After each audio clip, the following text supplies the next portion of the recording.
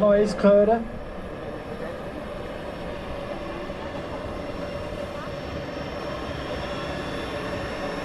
Ja, jetzt dreht der Rotorblätter. Jetzt ist er ja kurz vor dem Starten.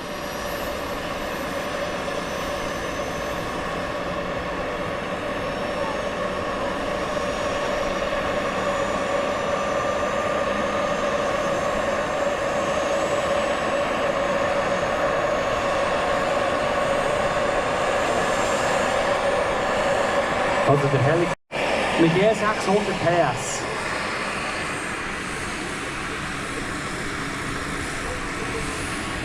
Mit diesen zwei Motoren ist natürlich auch die Kraft und die Leistung des Helikopters höher, somit kann er auch höher rauffliegen.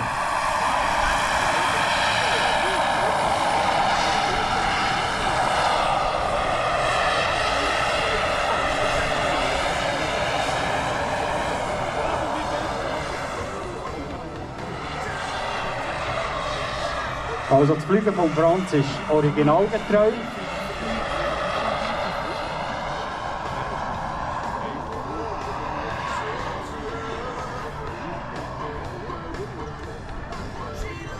Da hat man wirklich das Gefühl, es sei die richtige Airklasse, die hier rumfliegt.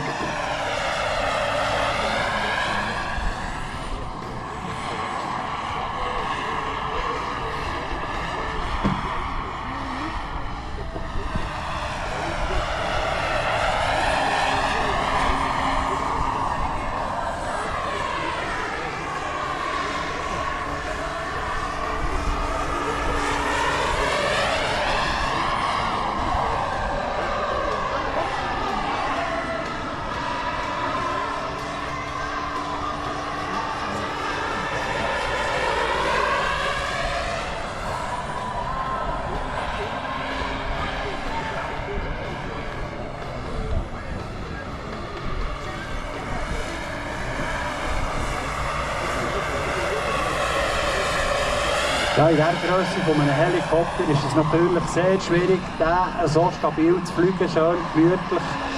Weil die Tendenz, dass er irgendwo ausbrechen will, ist extrem gross.